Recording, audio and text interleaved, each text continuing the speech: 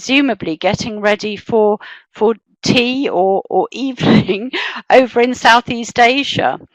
But I must say, I think what this represents, which I'm sure most of you know, is the level of interest and concern there is about having exams for young learners. As Emily said, I've been working in testing a long time, and there's more and more drift now towards assessing young learners. And I know some of you have become a little bit concerned about this because you think the learners are quite young. And so our focus today, because most of us don't have a choice about assessing young learners, we have to do it. And it can be a good thing. And so our focus today is on how we can make those young learners very comfortable with exams, because of course when children are a bit older they get used to the exam system, but I'm sure a lot of you are concerned about how your young learners manage exams, because we want them to be successful. So I'll just talk through what we're going to talk about today, which I hope is what you were all expecting from the description. Okay, so obviously we're going to look at young learners and assessment and what it means to them. Our aims as teachers in supporting students, aside from getting them through the exam, what are we trying to do? How are we helping them? And part of that is some strategies I'm going to talk to you about how we can help students feel relaxed and confident in these formal exams. So this isn't just about exam practice, it's actual strategies you can use in the classroom that will make your students just feel more at ease with the exam because they're so young. And these strategies have been built into Look, the new series of the primary series of course books from National Geographic. So we've built them in specifically to help the students and you. And then something some of you are concerned about, we're going to look at how we assess speaking and writing, the productive skills, because some people get a little bit worried about whether they're assessing them in the right way, or they get a little bit focused on grammar and not so much pay attention to the communicative aspect. So we'll have a look at that. And then finally, what we're going to look at briefly at the end is this idea of ongoing classroom assessment, which I know a lot of you do. Some of you are asking young learners. I think we're just looking at primary here today. So obviously that varies from country to country.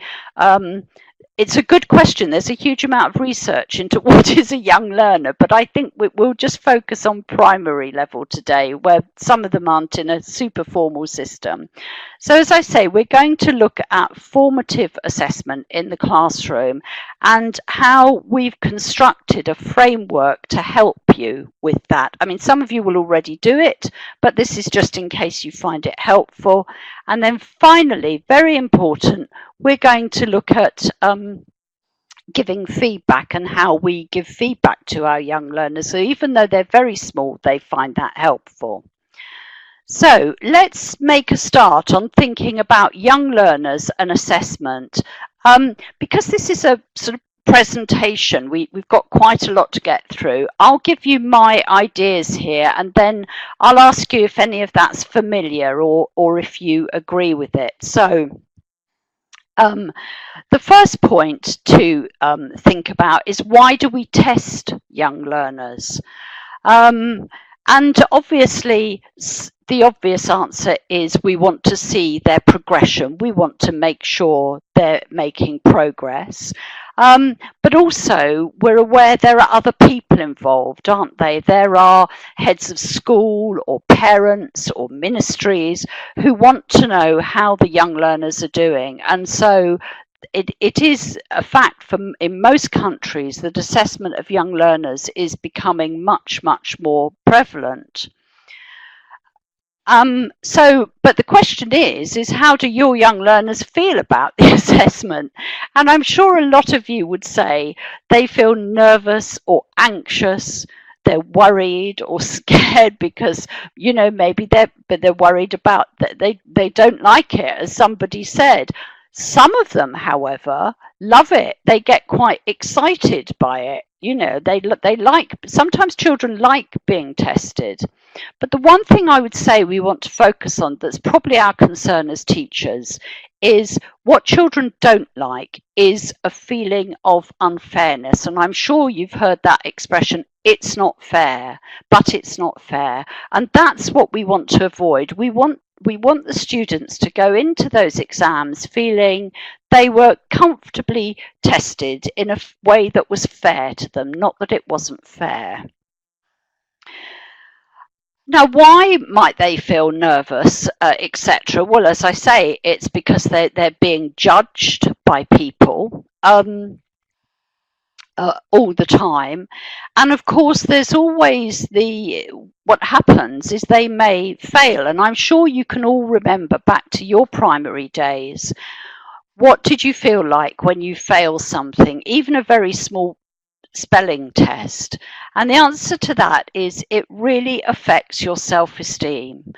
And so this is one of the reasons I think I've always been interested in testing, and why we were sort of really determined in developing Look to try and implement some strategies to help the young learners. Because if you damage or hurt somebody's self-esteem, it's horrible and it doesn't make them feel confident.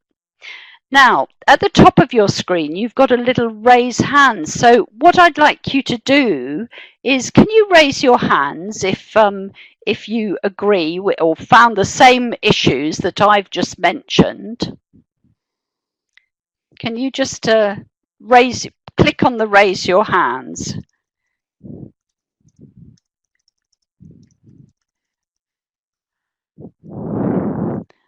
Okay.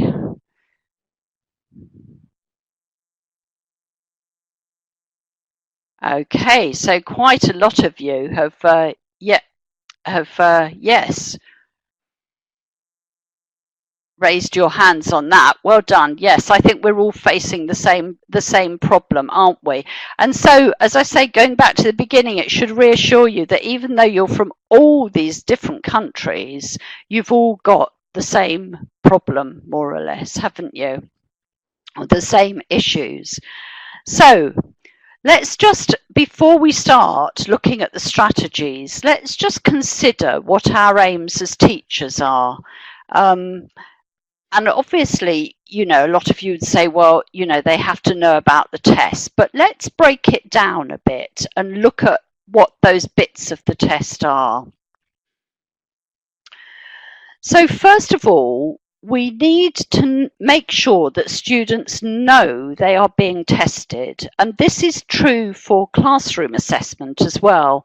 You can't just do something and then say, oh, that was a test. So they've got to know that they're being tested so they can prepare themselves for it.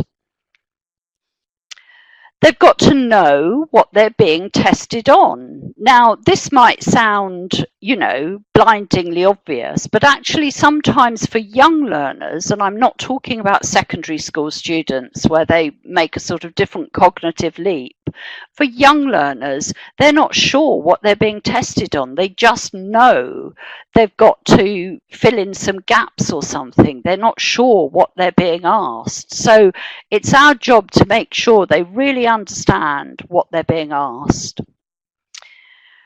They have to know how to do the test, and this is more of an issue with young learners than older ones. Things like timing and how long have they got and how many words have they got to write, and they might need a lot of practice and repetition and help with this, even though we feel, well, that's not language, that's just the test. As I say, they can't give their best performance if they don't know how to do the test properly.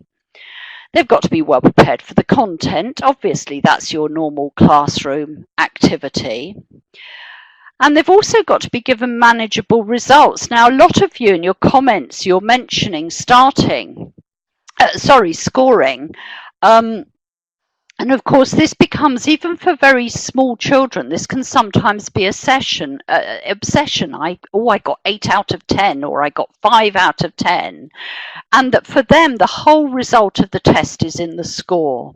And I think we can really help them if we can shift them to sort of trying to take a different view. It's not just about what score did they get.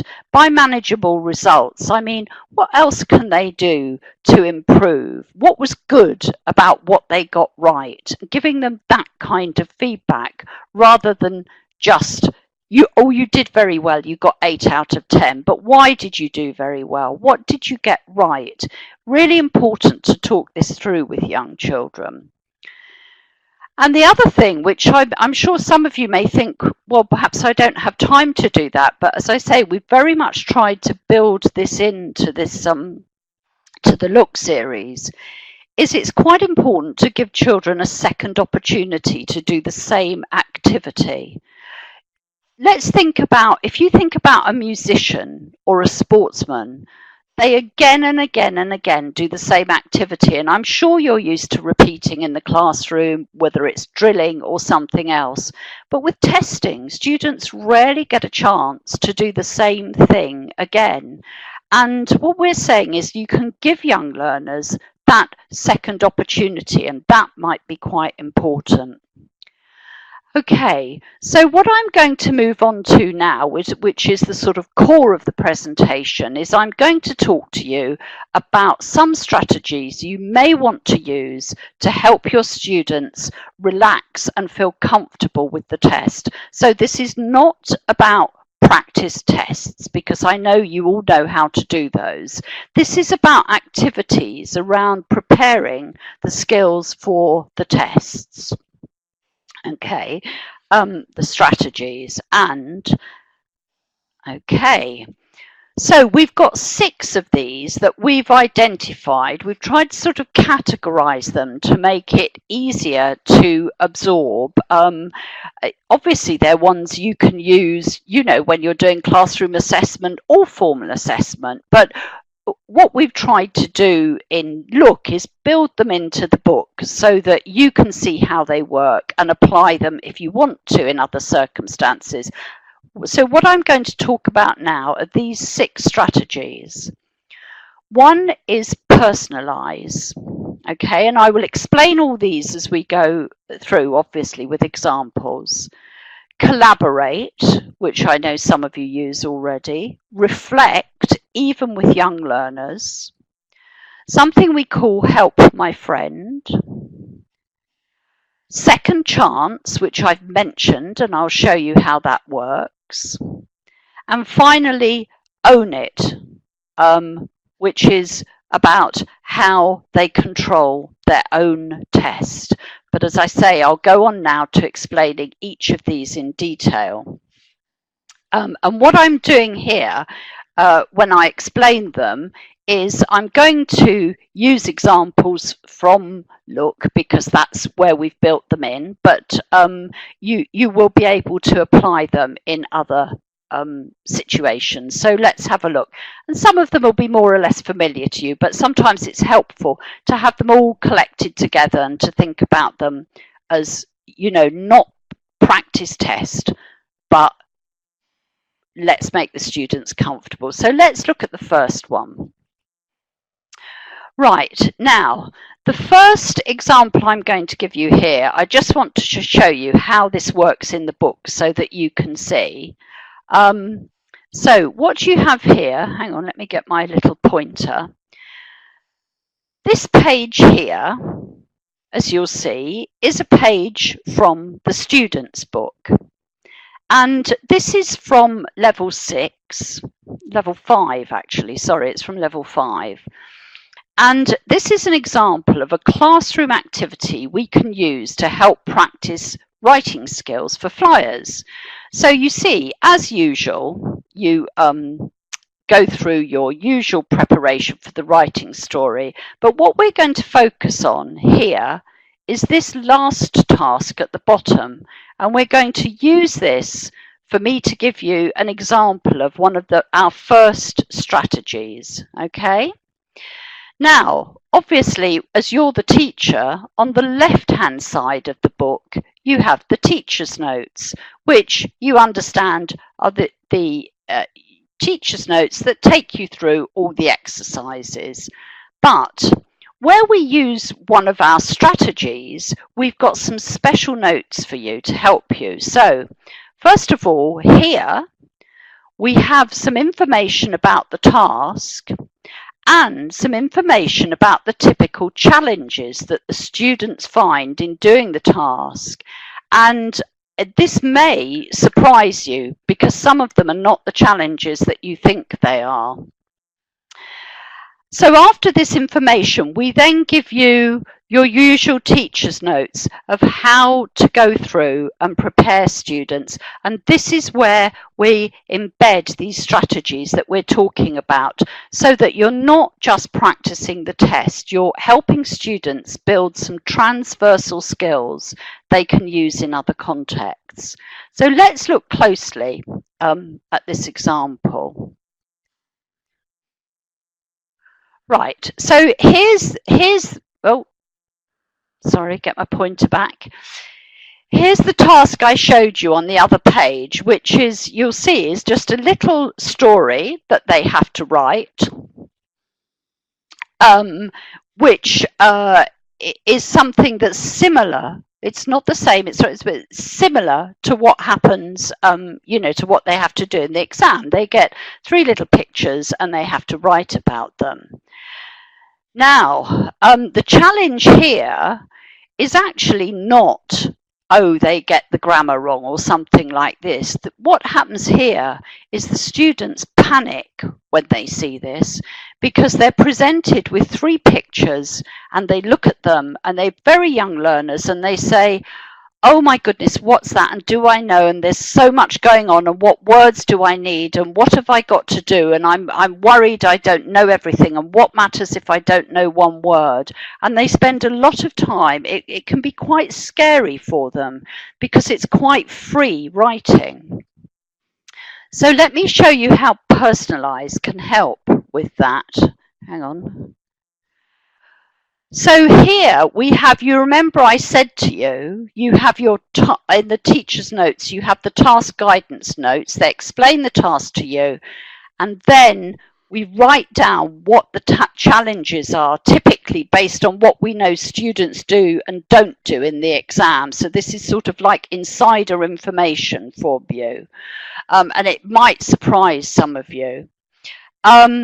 And then what you move on to is what you can do with the students to help them. So with Personalize, what we're saying with Personalize is, perhaps even before you open the book, you can tell students that they're going to write a story about some friends in the park, and just to get their brain activated with what they're thinking about, you can say, do you go to the park?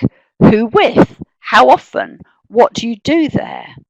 And then when they actually see the story, although the story is not about them, they feel calmer because they know, right, this is a situation I understand and I've been in, and it's a very simple thing to do, but it can really help them. So that the strategy there of personalization is generally with pictures, or where you've got pictures or with books closed, ask questions that relate the task topic to students' own lives so they can imagine the scenario and setting and think of the usual things that happen in that context. And now the reason we do that is it helps students to understand, these very young learners, they're not just sitting in a classroom learning English. It helps them understand that English can be connected to their own lives. This is actually about the kind of things that they do and they talk about with their friends. But importantly also for the exam, it gives them a framework before they start for making language decisions. So, for example, the vocabulary and the grammar or the functions they might need about, in this case, what they do in the park. So that's the first strategy, personalise. That's the strategy, and that's the reason why we suggest using it, why it helps. So the next one we're going to look at is collaborate, which I'm sure a lot of you use this in your class anyway, but let's look at this. Here we've got, a classroom activity. So remember, these aren't practice tests, these are normal classroom activities that help you practice the speaking skills for movers. This one might surprise you a bit. So the task we're going to look at is this first one here. So you can see this is just part of their normal classroom stretch of activity. We're going to look at this odd one out. So let's look at this closely now. Now, let me just ask you, let's put a little poll up and ask you, what do you think this is testing? You can give more than one answer. Oh, what do you think it's testing? I'll just give you a couple of seconds to...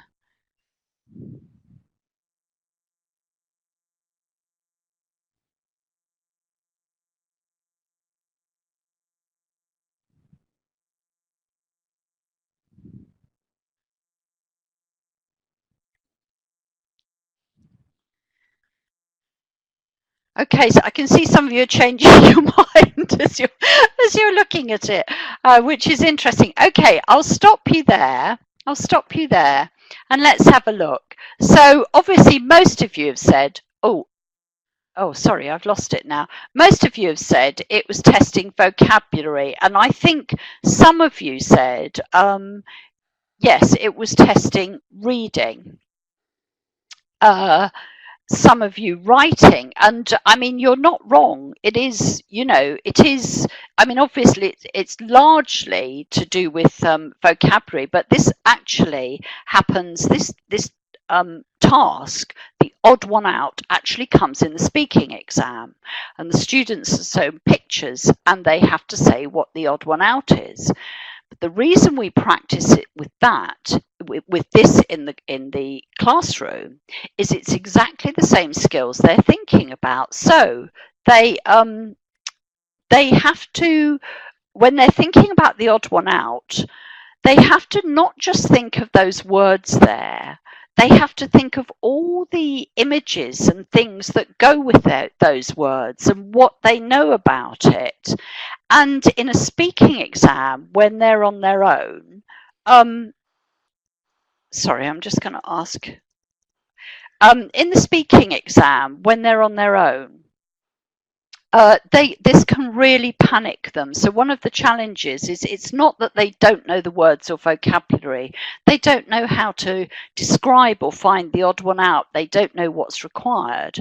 So what we suggest here is that before you do an activity like this, and also to give them a chance to speak, they do a little collaboration. And what we say you can do is put them into pairs or maybe groups, and ask them to decide orally 2 things, give them a definite number, 2 things they know about each noun. So a lake is often near mountains, or a river goes to the sea, or information, things that they know, 2 things they know, and it's a good idea to limit it because then they will be successful. So make sure you give them quite a small number so they can be successful at this. This is all about promoting success.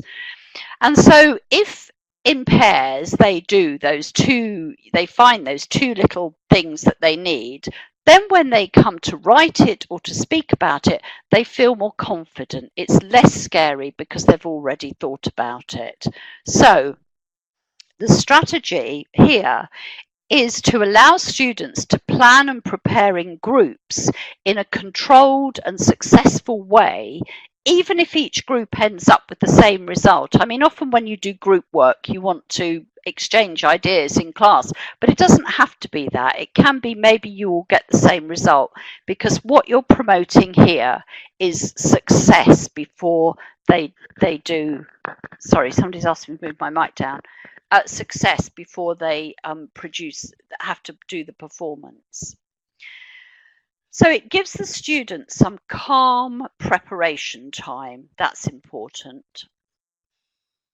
It allows them to make mistakes while they're planning, and that if they make mistakes in the planning, they make fewer mistakes in their performance. So again, they're successful, and that's what we want with young learners. We want them all, it's all about achievement for them.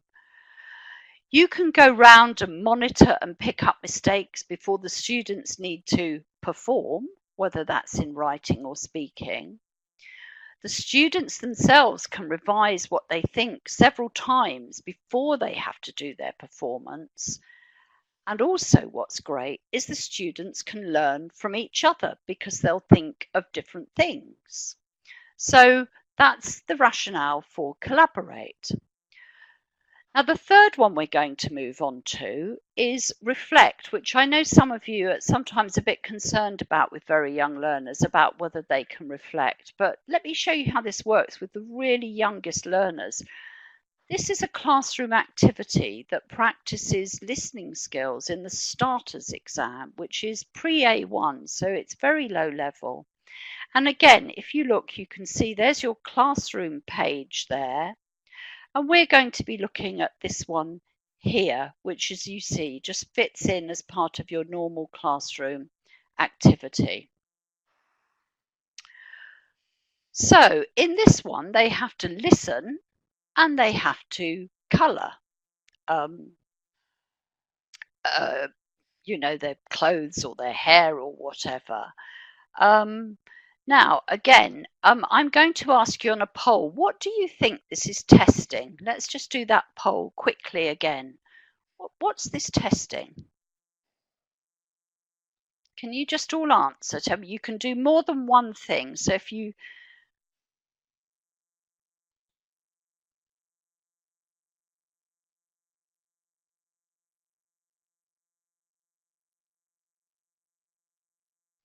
Okay, time's moving on, so I'm going to actually stop you there. A lot of you have answered because it's quite a sort of obvious answer. I mean, most of you have said listening, which is of course true, and vocabulary. They have to understand the vocabulary as they're listening. But you might be surprised why the students get this wrong. You can do this in class and you will find, and somebody's got a clue there, they've put writing, you can find they get this wrong. And the challenge here with very young, remember these are the very young learners, the very youngest, is they spend so much time colouring that they miss the listening, the next bit of the listening. Or they want to do nice colouring. They try and colour everything inside the lines, and they spend a lot of time doing beautiful colouring and they miss the listening. So they, if you like, fail the assessment, not because they don't understand, not because they don't know the vocabulary, but because they've spent ages colouring. So this is, we can ask them to reflect. And obviously when they reflect, what they do is you do the task with them. And then you can ask them to sit and think, how could they do this task better? And even the youngest learners will understand that they've spent too much time colouring and not listening. So, it's a very simple reflection task, but they can be successful in finding out what they do. And then, of course, you could do this task again and they can see how much more successful they can be when they do quick colouring, or you can do some practice for that. So with Reflect, obviously, you complete the task and then you ask students to think how they could do it better, or what went wrong maybe if they're a bit older. And you can do this as a class if they're very young, or in groups or in pairs, depending on their level. Why do we do this? Well, first, students will not be able to make progress if they don't understand what they're finding difficult. And the student afterwards might say, oh, but I couldn't listen. They need to sit and really think it was the colouring that was their problem. So it's essential they understand that. It allows you to jointly or in pairs to have discussion about how you can do things better, again, aiming for success. And it also gives them a much deeper understanding. Do you remember I said at the beginning they need to know what they're being tested on? And this gives them a much deeper understanding of the task, so it automatically becomes less scary. Right, the next strategy we're going to look at is Help My Friend, and we're looking at a classroom activity here to practice reading skills in the movers exam. So again, let me show you. You've got your review unit that you'll work through in class, but your first opportunity here is a task with definitions and words that helps them practice for one of the tasks in the movers exam. And here is the task. So you can see, hang on, she says with her pointer, they've got little definitions and they have to match it with the right word. Now, I'm not going to ask you what this is testing because I can see we need to crack on, as we say. The thing that students find challenging here is not that they don't understand the definition or they don't understand the word. What these young students get wrong is they don't copy the word correctly. So it's then marked incorrect. And it's such a simple thing. It's such a simple thing. Yes, can I just say, somebody's just said, one of the comments, going back to the last task, the teacher said, tell them the goal is understanding the vocabulary, not colouring. I agree with that. But sometimes very young learners have to do it for themselves to really understand what's gone wrong. And I think the same is true for this task. So they might know all of this, they might be very good, and yet they get it wrong because they can't copy. So what you can do here, remember this is not about telling students, it's about helping students become aware of their own learning, even though they're very young. You can check the answers and then you can ask the students in pairs to check each other's spelling. Okay? So let's have a look at the strategy here. After completing a task, you can get students to work in pairs to help each other improve their answer or to explain something to each other if they're a higher level. And the reason we do this is it allows them to begin to absorb the cognitive process of reflection, what they need to do to think about things and what's gone wrong. It improves their self-esteem because each student can be good at something. One will have got one wrong, one will have got another wrong. So it helps their self-esteem. And that great thing, of course, the students can learn from each other. Okay, so we've done 4 strategies. We've got 2 more to do. So this one is the one I spoke to you about giving students a second chance to do something. And for this, we're looking at practicing a speaking skills for the Flyers exam. So again, let me show you. You have this nice page here where they've done a video and they've done a nice little activity around the video. And at the end here, there are some questions that are personal to themselves. And this is what happens in the exam. In the last part of all the speaking exams, they're asked questions about themselves. And in this case, this is what the activity is. It's about a festival in your country. And so the students expect to talk about a festival they know. And you would think, well, that would be okay. We've done the vocabulary, they know the festival. But of course, the challenge is that what happens is students freeze in the exam and they go silent.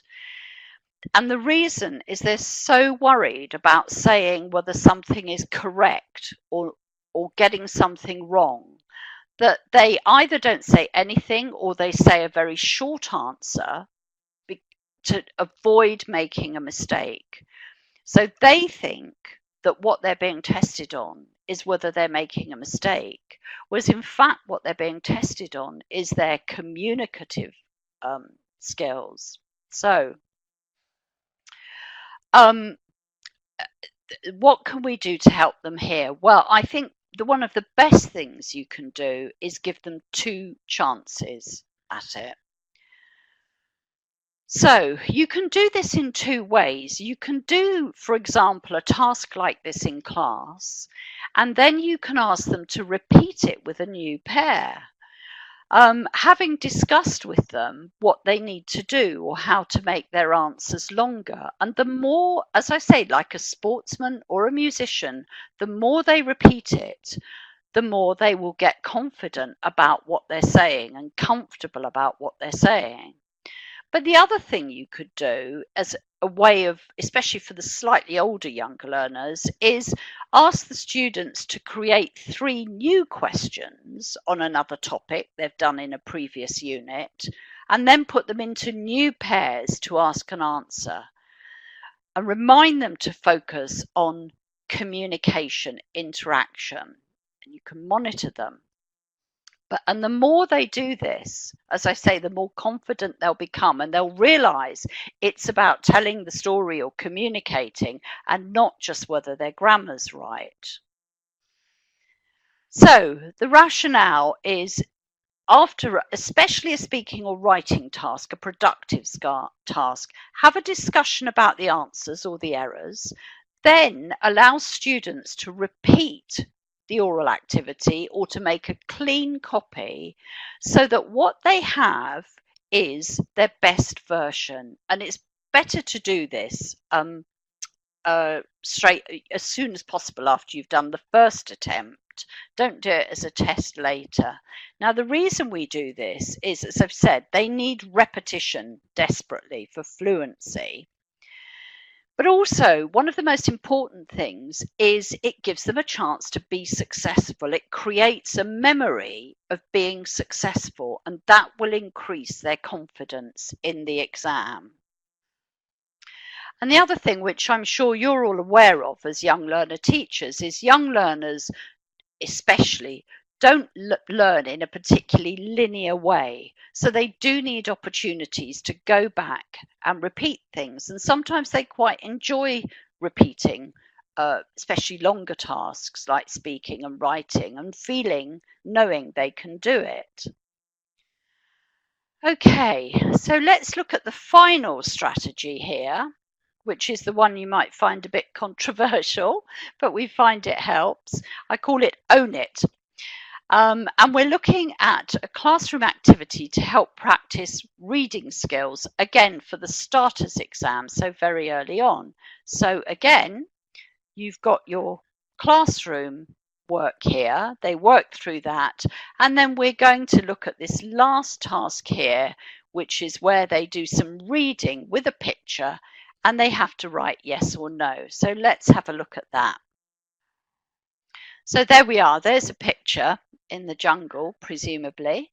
And they have to read those sentences and write yes or no. One way to make them feel more confident with this is to ask the students in pairs to write 3 new sentences. So when they've finished the task, you finish the task first, you go through it, and then you put them into pairs and you say, can you write 3, can you look at the picture? Sorry, I'm pointing with my finger here, which isn't very good. Look at the picture and see if you can write 3 new sentences, or maybe 2. So, you know, there are 5 trees, or, you know, whatever. See if you can, see if they can do that. And they write their sentences and they give their sentences to a new pair, and the new pair has to answer these student invented questions. Now, why do we do this? It's quite tricky for them, but why do we do it? You complete the task and you allow the students to create their own similar task, preferably actually connected with their own lives. It might only be a small part of the task. You don't want them to repeat the whole task. It might just be, you know, write 2 sentences with gaps or something like that. They swap with the others to do their task and then allow the task designers to check. Now, why does this work? It allows students to see how the tests work. So it gives them a better understanding of what's required. Remember, I said they really need to understand what they need to know. It makes students feel not so daunted because they discover, hey, I too can create a task. So the test isn't that scary. And the students feel empowered, not scared by this. They quite like this idea that they can make a test as well. And of course, as we all know with young students, they actually have fun by making tasks for their classmates and trying to make it tricky or whatever, especially if you get them into the habit of doing this. They can have a lot of fun trying to make a tricky test for their classmates. So those are our 6 rationales I've just given you examples of, but you will be able to think of other circumstances you can apply them in. Just to go through them, that's personalize, collaborate, reflect, help my friend, second chance, and own it. Okay, so those are the strategies that we think can help students. As I say, it's not about practicing the test. It's about having those skills to feel more comfortable with how they approach the test and therefore give a better performance. So what I want to move on to now is looking, remember I said we'd look at how we can assess writing and speaking. So I was going to ask you the challenges. I know that most of you I'm guessing most of you would say speaking was more challenging than assessing writing. But I'm going to show you perhaps a way of managing it by using, what I've done here is we've taken the Cambridge criteria for the young learners exams, because that happens to be the particular focus for Look.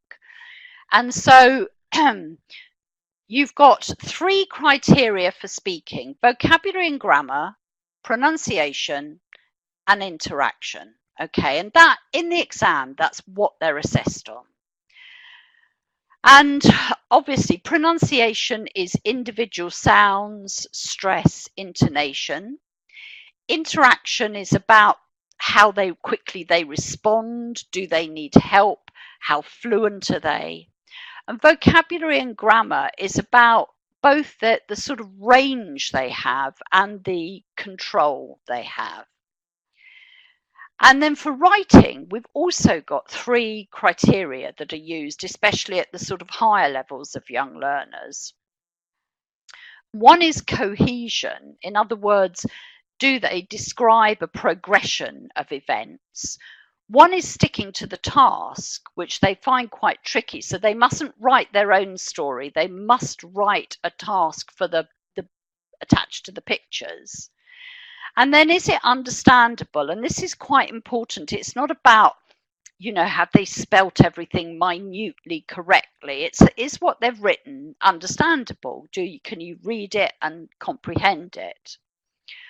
So I think some teachers can sometimes feel a bit concerned about how they're assessing or how many of they're using. So let me show you a way that I've used fairly successfully with young learners.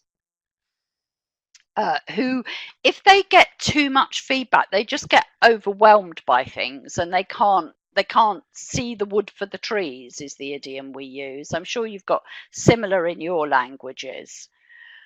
So what we suggest you do is you ask the students to do, at the beginning of the course, you ask the students to do a speaking or writing task, and you just report back to them on a single aspect of assessment. So, for example, you might ask them to do a speaking task and say, I'm just going to be listening for your pronunciation. Okay, that's what I want you to focus on. Much easier for young learners to have a single focus. You give the students feedback on how they've done on that single thing, and then allow them to practice the task again. And I know as teachers we all like to correct them, but we need to stand back and say, no, I promised this was just going to be about pronunciation, so I'm not going to comment on anything else. Then for the next speaking task you do, for example, you use a different criterion. You might use, right, this time I'm going to be listening to your vocabulary. And so on. So as you go through the book, you do those individually, or the course. And towards the end of the course, perhaps once you get to unit 9 or 10, then you can start using all the criteria together to assess their performances, because you know that they understand each one. And you've helped them understand each one. And remember, we said students really need to know what they're being tested on. And this is part of that.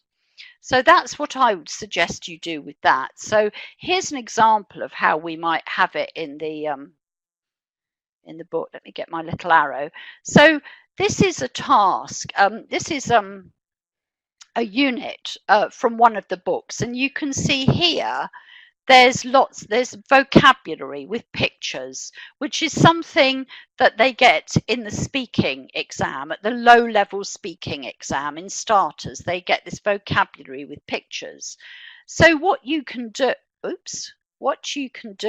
is, as I say, focus on one aspect of the assessment, make notes, go back over, and then let them repeat it. And in order to help you, we've given you what might be the difference between satisfactory and excellent there, so that you've got a little bit of guidance to support you with all the criterion. So we hope, we hope that will help you there to do it. I think it helps the teachers as well to do things in stages. Now, we're just reaching almost the end. There's something quite important I want to talk to you about, which I'm sure you will do, which is monitoring ongoing progression. I know almost all teachers have to do this, even if the students aren't doing formal tests at the end. And some teachers, you're all busy, you've all got lots to do, and it can be quite tough sometimes to think, oh, how and when am I going to do that? So what we've built into the Look course to help you is a framework for monitoring progression, and it looks like this. Oh, I'm sorry, I've missed a slide. I'm going backwards here. So first of all, why do we do it? How do we do it? So I'm sure you're familiar with these. I suggest you use observation with young learners for all skills, even reading and listening. You can watch how quickly are they reading, do they use their finger, how quickly are they listening. So observation, very important for ongoing progression. And obviously tell them you're observing. Make sure that if you do an assessment task, it's the same as the usual class activities, and that's what I'm going to show you in a minute. This monitoring must be regular, otherwise it's not fair. You can't see their progression, so you probably want to do it every couple of weeks. You might choose to do it every week. You'll have your own system. And also, what's incredibly important, it's not just, as we've said, giving them a score, it's give them some oral feedback, because they're young learners, on how they're progressing. okay? And I don't just mean very good. Tell them specifically what they're good in and specifically what they can do to get better. So here's what I was going to show you. I remember I was referring to a framework. Now we've put this as a suggestion in. You don't have to sort of adhere to it, you know, absolutely. It's just to give you an idea of how you can use your normal course book just to help you with ongoing progression. So you see, we've got exercise references here. Now this column, I've only shown you one row, but this column is all the performance descriptors for that level that you would expect, whether it's pre-A1, A1, A2. What do we typically expect them to achieve? And then we've suggested how you can use, hang on, I need my arrow. So how you can use an activity using this to see if they've made progress. So if you do that, and maybe you find you're a bit worried about some of it, so we've suggested a little remedial activity. You might have your own, but we've made a suggestion about remedial activity. And then we've made a suggestion about your second assessment activity so that you can check their progress. As I say, we've given you references to try and support the teachers because, as you say, you've all got a lot of work to do. And then finally, what we have is we've put, which you can photocopy. It's a good idea. Oh, hell, sorry. It's a good idea if you can keep a record of feedback, and it helps you with the parents as well as the students. So you can have a little log where you've got the student's name, one for each student. And again, you have a column here, would go here with all the learning objectives. You've got a result from your progress here. Some notes about what feedback you gave the students so you can remember what to check. And then their second progress assessment. And you've got a nice tidy little record, which is actually, you know, teachers are in a tricky situation of having to be more accountable now. So it's actually something that I think can really support you. So there we are.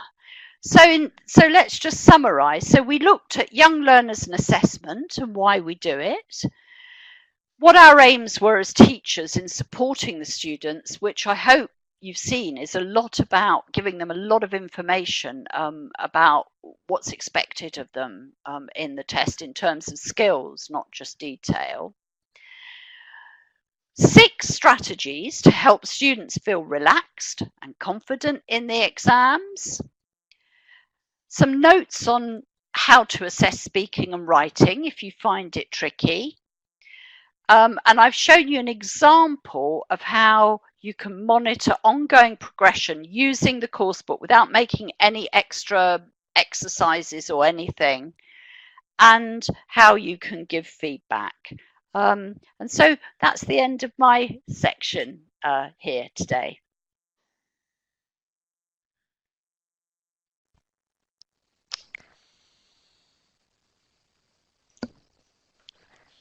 All right, thank you so much, Elaine. It was so interesting, and I hope you all learned some new things today that you can work into your teaching practice as well. So I really hope you found that useful. Just a few notes before we wrap up today. First off, all of the examples, used in the session today were from National Geographic Learning's brand new 7-level series for young learners called Look that will be out in the start of 2019. We will include in the follow-up email some more information about how to learn about Look. But I did just want to play a really short video for you just to show you a little bit more about the series. It's only about a minute long, so if you have a second, we'd love for you to stay for that. I'm just starting it on the screen now.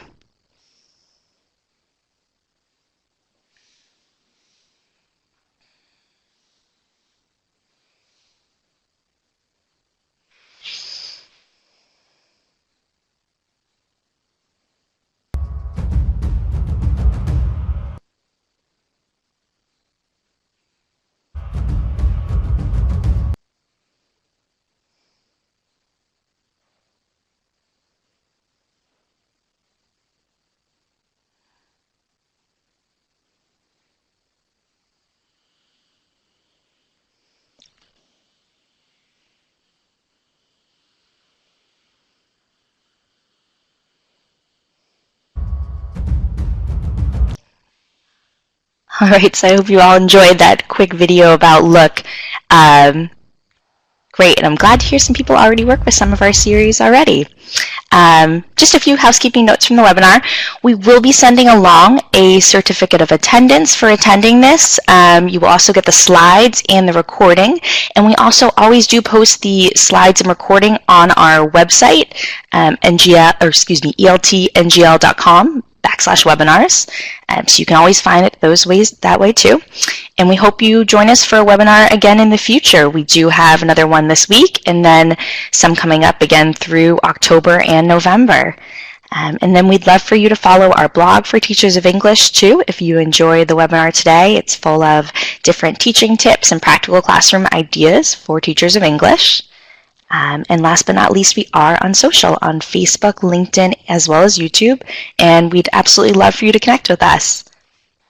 All right, so thank you again for all joining us. I'm going to send you all to a quick survey now to hear your feedback from this session. Oh, and the blog link, it's right here. It's eltngl.com/infocus. It's called the Infocus blog. All right, and thank you, Elaine. Thank you, everyone, for joining us, whether it was early morning, late at night. We're so glad you came today. We will have a second session of this webinar later on today if you missed anything. But again, we will send you the recording. Thanks, everyone. Bye. Bye.